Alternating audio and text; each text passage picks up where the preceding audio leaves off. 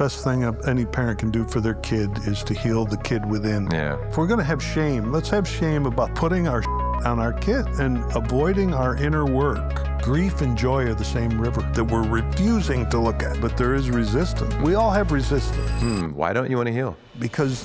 Do you believe like every man needs a battle to fight? Yes, we have a warrior in us that needs a battle. This happened to me maybe a year ago. I had this thought that I think I pick fights with my wife before events that I host so that I can have a problem, heal it, and then have something to talk about at the event.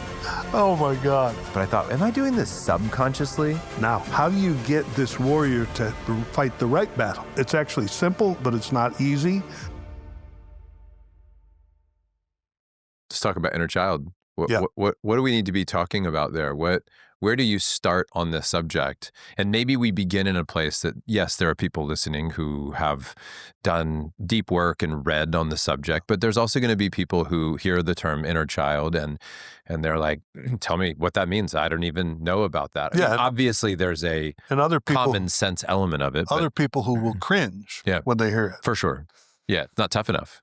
Give me the fucking 3 steps that I need to do today. I want the actions. That's right. Yeah, I get it. That's right. So, and let me loop in this question that I had earlier when I was thinking about our conversation, and perhaps this correlates directly to the question of tell us what we need to know about inner child is reparenting.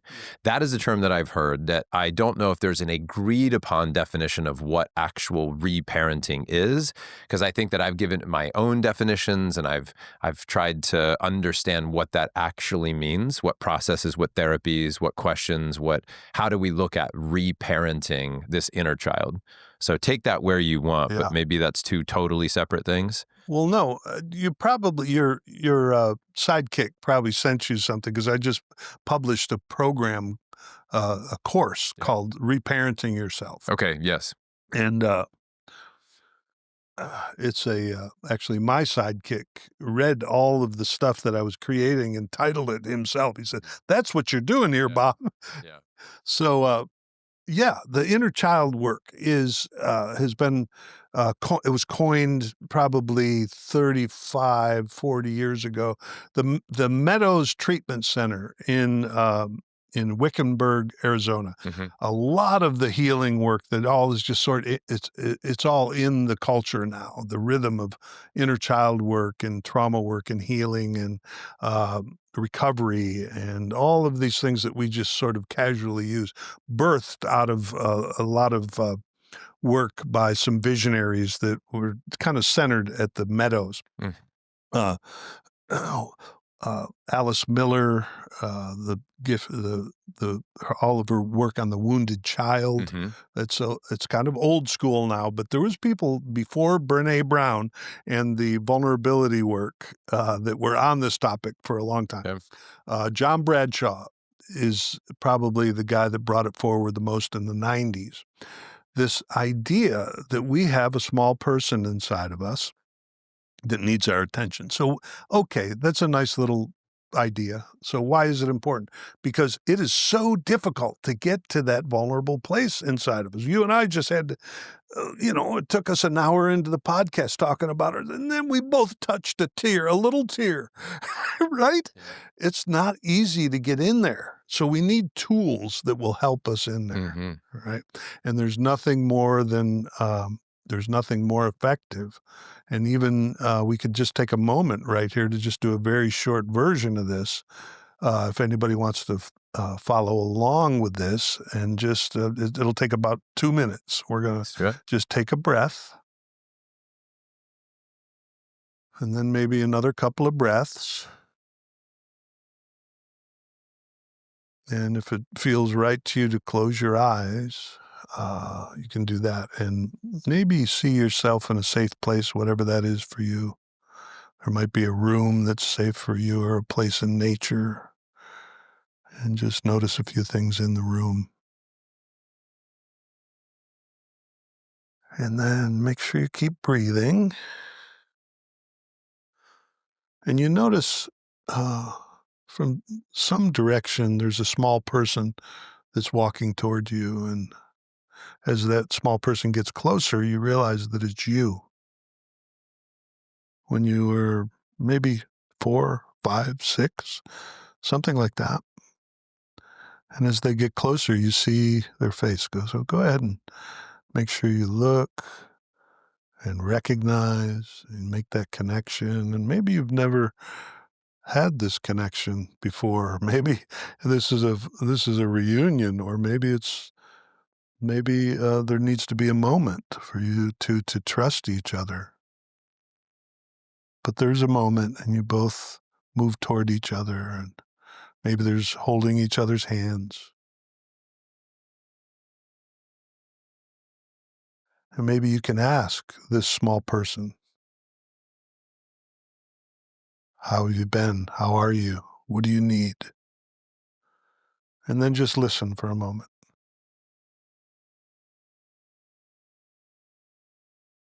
And of course, they're going to say, I need your love or something like that. And then you say, what is the deepest need that you have from me? What is it that you need more than anything else? And just listen.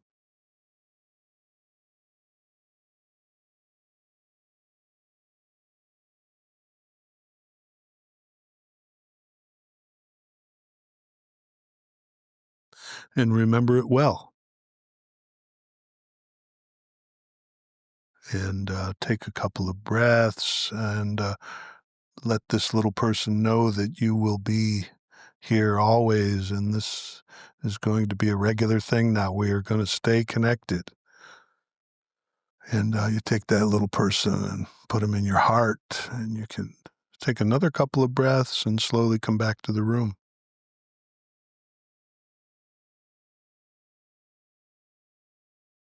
And then for your listeners, Jon, or we're not going to do it here, but I may do it before the day's over, do a little bit of journaling about what you heard from this little person within. And I guarantee you there's truths that this little person holds that no other part of us holds. This little person went through remembers everything if we allow them to. Sometimes I encourage non-dominant handwriting. Is that a thing that you've stumbled No. into? Okay. So you write with your dominant hand, maybe a question or two for this small person within you. Like, how are you? What are you feeling today? Right. Then you take the pen and put it in your non-dominant hand and let the child respond. And to do that in your journaling, like once a day or a couple of times a week, is to give that little person a voice, because our non-dominant hand is not, it will access that more vulnerable part of us because we're not trained, right? And it'll be simple language, which, smart guys like you and I are way too smart for our own good. We've got to find that simple language to speak to those deeper truths. So there's just a little, one of the inner child visualizations that I do in my programs. That's the most effective one right there. What do you need? Powerful. Ask them what you need. What are some common answers that you hear men say about their inner child? What do they say they need? Well, I don't know what's common. We all have our own thing and it changes. But my little boy today, because I've learned how to do this visualization and then do it with myself while I'm doing Sure. it. My little boy wants me to calm down. Can we just relax? Can we just be still? He'd really like to go out in the woods and just sit by a tree. And that brings tears to my eyes. It's what I want more than anything, but my life is not like that. Yeah. I am from one thing to the next, and I have to do that work in order to slow down and hear that deeper voice. The reason inner child work works, and some of us cringe at it because it sounds touchy-feely or whatever, because it's inner psychodrama. We need to get some distance from ourselves in order to see ourselves. I mean, anybody must see the logic in that. We're in ourselves. We are a fish in a bowl, and we don't know we're a fish. We don't know we're in water. We don't know we're in a bowl because we're in it. And that's why group therapy works and 12-step recovery works, and why you and I sitting together with a little distance When I can hear my story in your story, it moves me, right? We have to get a little distance. And when you pick somebody, when we're doing psychodrama, you say, pick somebody to play your mother. Sometimes just that expectation of having mom on the carpet will bring emotions, will crack you open. We can do the same thing within ourselves with visualizations. And that one with the inner child I found to be pretty powerful for a lot of folks. You're not like most men. You don't just scroll, you study. You don't just parent, you lead. And you don't just read, you implement. And that's why we made this, a no-fluff, battle-tested list of books that sharpen men like you. Picked by our tribe, proven in real life, these books are gonna stretch your mind, fuel your growth, and challenge who you thought you had to be. These aren't just great reads, they're tools to help you grow as a father, husband, and a man. Get the list and all the insights that bring it to life at frontrowdads.com/books. See that little kid. Wow. When's the last time you looked at that little kid's face? Did you see the little kid's face? Well, yes, I was absolutely doing the exercise as you led it. And I have a picture of me probably around age, was it around age 8? Probably about age 8 in my closet right now, like where on the shelf where every day when I'm getting ready, this little picture is there to remind me of that child. That's great. And I try to connect with that for at least a moment to remind myself what it's like to be my kids' ages. Yeah. I think there's something very powerful about that. I think that's actually a good activity, at least for a week. Find a picture, if you have one, of the age of one of your children and put it on your home screen for, on your phone for a week, and then just try to connect with that and remember what it was like to be that age and what you wanted and what you craved. Yeah, it's the best thing I can do. Best thing any parent can do for their kid is to heal the kid within. Yeah. Yeah, so true. Yeah. Or we will be trying to get that healing done on our kids. Yes. Yeah. I've heard somebody say, I don't know who gets the credit for this, so my apologies to whoever said it. But it's, we raise kids to survive our childhood wounds. And that makes sense. I could even see it in the way that I talk to my kids about things in life is all based on my own trauma. We should have a little embarrassment about that. If we're going to have shame, let's have shame about the right things, about putting our shit on our kids. Yeah. And avoiding our inner work by trying to get them to be what we think they should be, but's being driven by shame within us that we're refusing to look at. It's a catch-22 for men, because the last thing we're supposed to do is ask for help, right? That's the other thing. Don't feel, fix shit, be smart, and don't ask anybody for help if you can possibly avoid it. And asking for help is absolutely required. We cannot do this alone. Your little one inside wants to go sit in the woods. Yeah. When was the last time you did that? You took your little one into the woods, and when's the next time? Well, I did a men's group last night. One of the other guys in there was talking about, I'll meet you in the woods, and that brought me to tears as well. And, it's been a while. Sad about that. I do have a boat, though, however, and that's close, being out on the lake with my boat. You want to go for a walk sometime together? Yeah, man. Go sit in the woods together? Thank you. Yeah. I'll let you. No, I don't want to. I do want to, but there is resistance. Yeah, why? There is resistance because I don't want to heal. We all have resistance. Why don't you want to heal? Because I am a human being and I am built to maintain my stasis. Yeah. I do not want to move from where I am. Who knows what could happen? Yeah. I've got to keep myself locked in here. That's why these processes that crack us open give us the freedom. Just absolutely, I do. I want to heal, but I, like all of us, have resistance to it. Yeah. It's because it will slow me down to go into the woods and go sit by a tree. So this may or may not relate to what you're saying, but this happened to me maybe a year ago. I had this thought that I think I pick fights with my wife before events that I host so that I can have a problem, heal it, and then have something to talk about at the event. Oh my God. And That's a good one. I thought, am I like, I'm not doing it consciously. I'm not like, okay, so I'm 8 weeks out, I'm going to do it. But I thought, am I doing this subconsciously? And the reason I thought that was because I understand it's almost like I've been rewarded for being vulnerable about problems. I get love for that. Guys will be like, man, I'm so grateful that you shared that Yeah. problem. And I think at a very, very subconscious or unconscious level, I may even be causing problems so that I can be real with the guys, and I will then be rewarded by my brothers for being open and honest about the problems that I face. Because what if I just heal myself and heal my relationship and I show up to a retreat and I'm like, shit's going pretty good, guys. Yeah. I have nothing to talk about. There's a real fear. And I wonder, is there any part of you as a men's leader, as a psychologist, as whatever title you want to give yourself, that if you really sat with yourself in the woods, if you really, really tended to that little one, and then you really didn't have any trauma to deal with, nothing to wrestle with, that you'd get on a podcast and you'd just be a Zen-like being floating in here with no... Like, and you wouldn't be able to tap the emotion. You wouldn't, because you've healed it all. Like, is there any part of us that wants to hold on to that because we get connection by having the problem? Yeah. Yeah, man.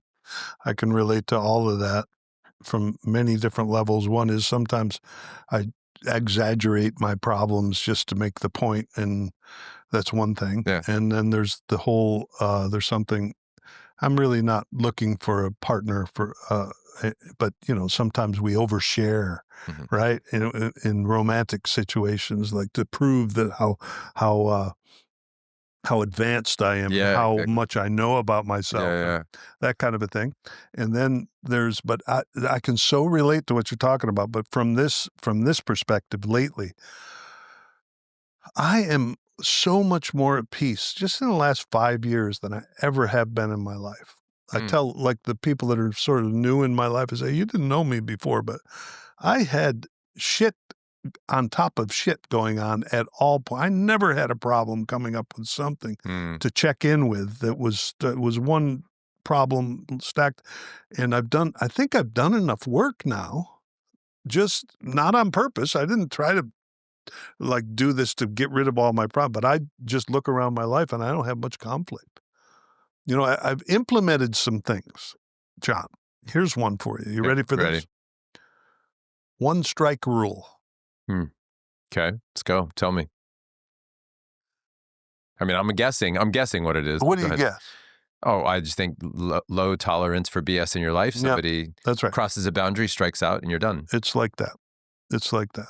Although I don't always maintain it perfectly, right? But I had another person who you might have heard of that's in a group with me, and he said that. He said, here's the list of how to succeed in this life. And one of them was 1 strike rule for chaos and conflict and gossip and all that bullshit, right? BS, as you called it. Yes, exactly. And I didn't consciously implement that, but when I heard that, I said, yes, I've sort of done that. If somebody starts arguing with me, I no longer argue. I don't argue anymore. I'm not kidding. There is no more arguing in my life. I'm so proud of myself.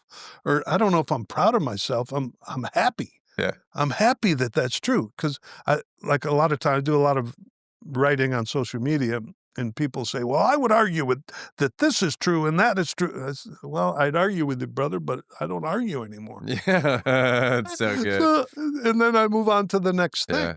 And you can build an algorithm. The one thing that I've learned in that world that transfers to the rest of my life is you can build an algorithm around you. You can build an algorithm, let's just say on Twitter or X.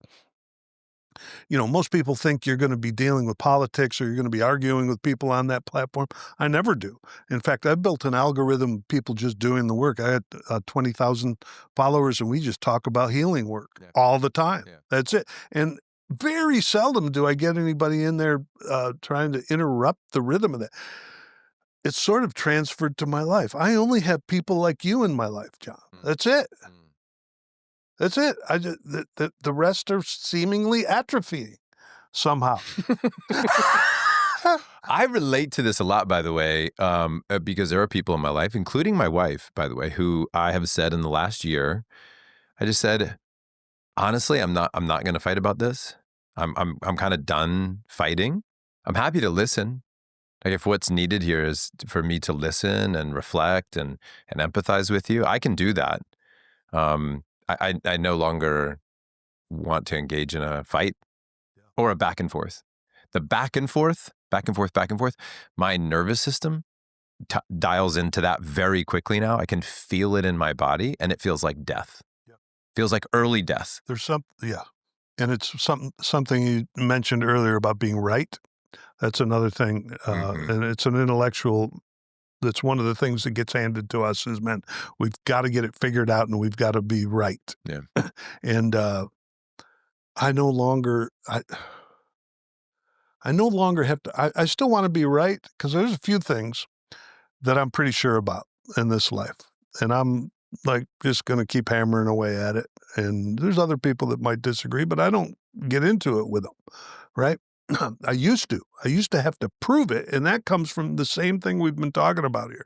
Comes from my shame. I've got to prove that I'm worthy, that my ideas are worthy, that I'm right. And, the more healing we do, our nervous system calms down, and I don't have this as strong of a need to do battle, to be right. Yeah. There's the cliche, do you want to be right or do you want to be happy, right? I'm okay with being right, but I don't need to fight for it. Yeah.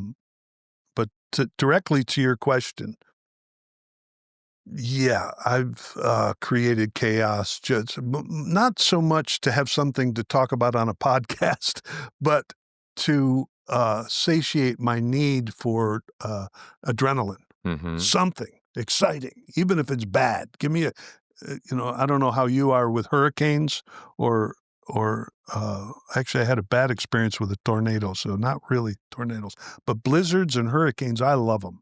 Come on, bring them on. It's something different. But metaphorically speaking, yeah, no, not metaphorically speaking. Literally. Literally. It's like I hope nobody gets For killed. me, it's metaphorical. I hope nobody gets killed. Yeah. As long as nobody gets hurt or killed or anything, it's something different. Bring something different onto the stage here. What is it that Eldridge says in a Wild at Heart or whatever? Wild He at goes, Heart, everybody needs a battle to fight, a woman to win, or something like that, and something. Yeah, always. He has a great phrase about that. Do you believe in that? Like every man needs a battle to fight? We have archetypes within us, which I know you've stumbled into: king, warrior, Sure. magician, lover. Robert Moore's brilliant short book for any of the men that are listening that don't know about that. It's one of the two Bibles for men's work. Yeah. And yes, we have a warrior in us, and we have a king in us, and we have a magician in us, and we have a lover in us. And we have many other archetypes, but those four archetypes are they condense the other ones within them. So that's a lot of study that Robert Moore, the Jungian analyst, put into putting that together. And what a gift for us. Yes, we have a warrior in us that needs a battle. Now, how do you get this warrior to fight the right battle, right? The healthy battle. We need a mission in this life, and that comes from the king, the good king in us. But how do I get a good king in us? Well, you got to have a magician with you that can look at the deeper truths and make sure that how do you know? How do you trust that he's not a manipulator? Well, you got to have a good lover within you that's connected at the heart and can see the beauty in art. But how do I make sure that all these archetypes are running on the right steam? Okay, so here's how. You have to look at the shadow of each of those. The way to build a healthy warrior is to look at my sadomasochistic tendencies, my shadow, the part of me that is the hateful part of me that wants to choke people. I have to look at it, feel it in my body, and that's how I can allow this golden, bright, shiny warrior in me to come forward. Same thing with the magician. The magician shadow is having to be right or saying, I don't know anything. I'm right. I don't know. It's like an adolescent. The adolescent that has two phrases, right? Most of our adolescent kids will say one of these two things when you ask them a question. I know, or I don't know. I don't know. Those are the shadows of the magician. And if we can own that we have those two shadows, then we can find that wise, transformational agent within us.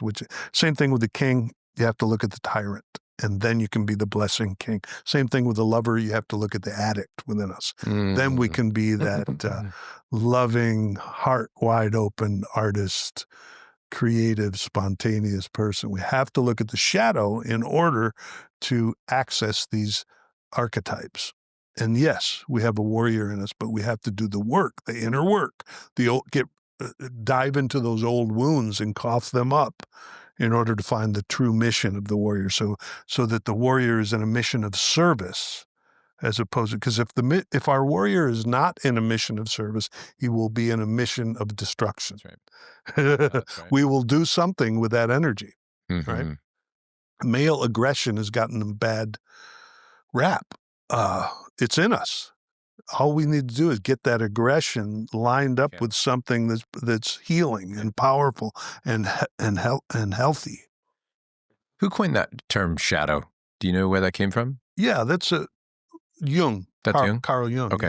Yeah. It's the part of us that is hidden, repressed, and denied. The part of us that we don't think is us. That's why we need each other. There's no way to dig out your shadow on your own. I've got to see it in you. You know, in 12-step recovery, we say, spot it, you've got it. Yes, totally. Right? 100%.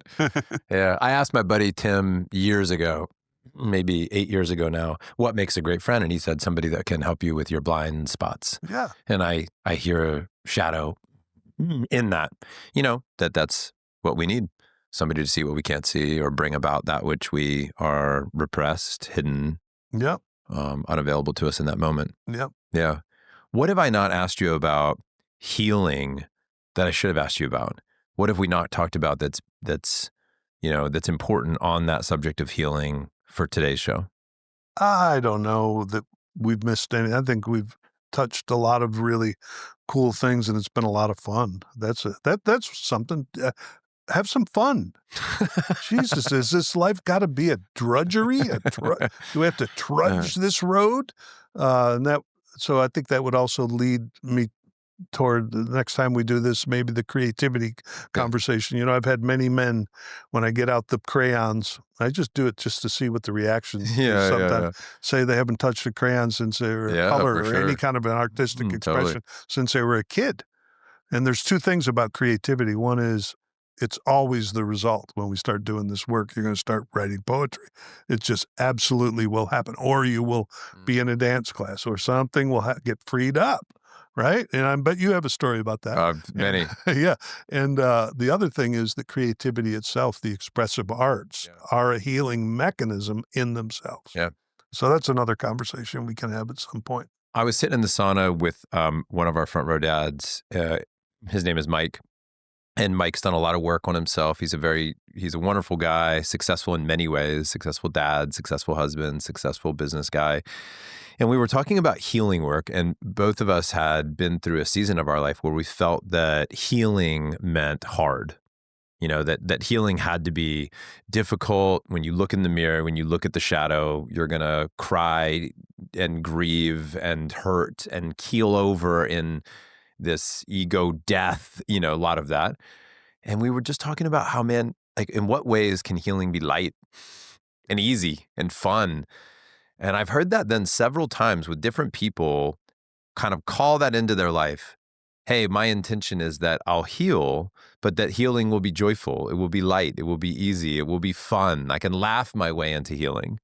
And I think that's a part I forget at times. Because I think, like, sign me up for the fucking Navy SEAL, crush me at every turn to see what I'm made of type of growth and healing. Let me hurt my way into healing. Our pain becomes our purpose. And I forget that sometimes, like, our fun can become our purpose too. Damn, you got me.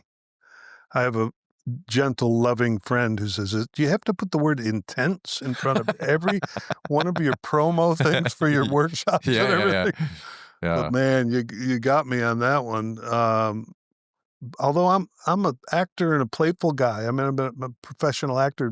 You made a living as an actor at one point, didn't you? Yeah, and musical comedy and that stuff. And I've written a couple of things.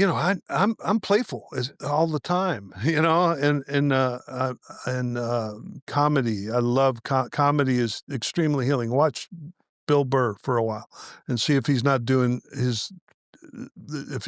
some therapy on stage. On stage, there's lots of ways. There's lots of ways to heal. Yeah. And actually, that's a good thing. Let's just tell everybody, Jon, that it's all fun. There's no deep, painful work. Let's get him in the door. Then we'll get him in the door. Yeah. And but here's the thing. Yes, it's painful. It's hard work to get down into that grief, especially if you have a lifetime of resisting it. It's like anything else that we're not comfortable with. It's going to feel difficult at first, right? And then we're going to normalize it.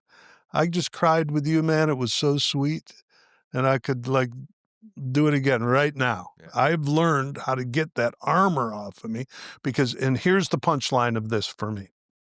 If you want to get to joy as opposed to happiness, we're all trying to get happy, right? Let's get happy. Let's go buy a new pair of Nike shoes. I'm happy for 2 seconds, right? It doesn't fill that old hole.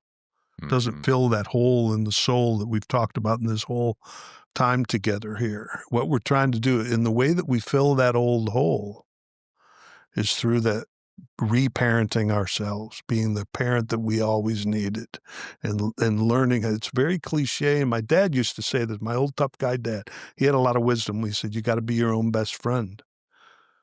You got to learn to be your own best friend. And I'm much closer to it than I used to be. But here's the thing. When we get down into those deep, hard feelings that we all resist, there's a breakthrough. There's always a breakthrough. And here's the thing that I say it a lot at Deep Waters, and my staff makes fun of me for emphasizing it all the time. Grief and joy are the same river. Yeah. If you want to access your deepest joy, you've got to break through and let the grief flow and learn how to get that river unblocked. It's the same river. You want to get me the happiest? You'll see a tear in my eye when I talk about my gorgeous, incredible daughter. And right now I'm feeling both grief and joy at the same time, just having that image. And that is deep, beautiful, joyous living.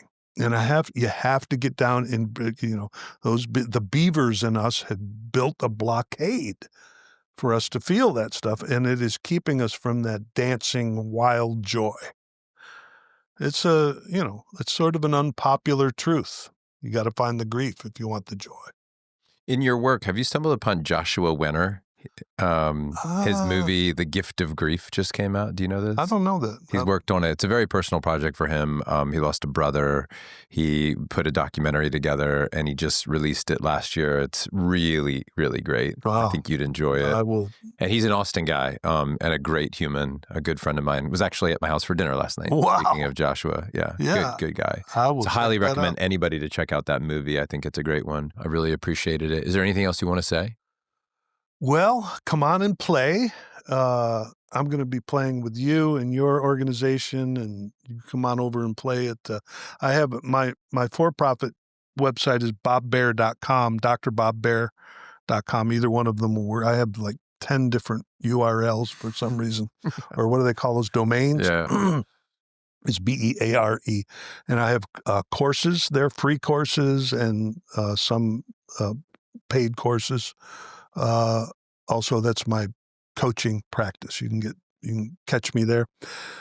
The deepwatersrecovery.org is my nonprofit organization where we do deep healing work for men and women, and we have men's groups and women's groups.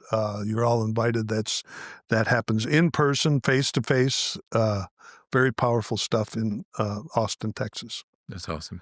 I don't know. I think that's it, man. This has been a pleasure. Thank you, brother. Really appreciate it. Yeah. I look forward to our walk sometime. We get out there Yeah. and go sit in the woods together. Oh, I'm resisting it. I'm resisting it, but I'm gonna follow up with you, man. I'm gonna follow up with you. And anything you want to say about these two books? I know I mentioned at the beginning, Stop Doing Shit You Don't Want to Do, book number 1, and then The Creative Fire, 10 Weeks to Emotional and Creative Fitness. Anything you want to say about these two books? They're both Who they're written for, who might want to read them? Well, The Creative Fire was written 10 years ago.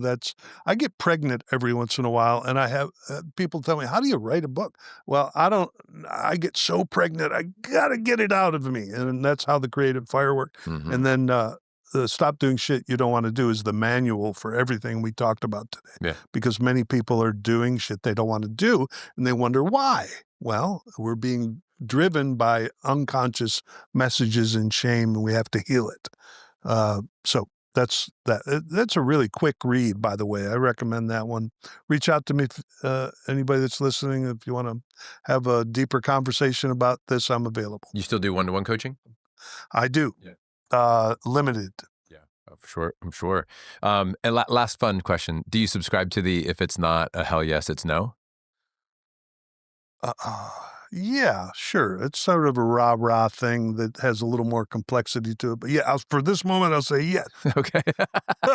You're a hell yes to that statement. Yeah. All right. Thank you again, brother, for being on the show. Really appreciate it. Okay, pal. Thank you. All right. Pleasure. Thanks for listening today, fellas. If you got value from this episode, I ask that you take 1 second right now and you share this with another dad in your life that you respect, that you know is committed to becoming a better man, family man, and businessman. And on that note, I want to honor you for choosing growth. Your family will thank you years from now for all the effort that you're putting in to learn the strategies so you can show up more fully for them today. Take care.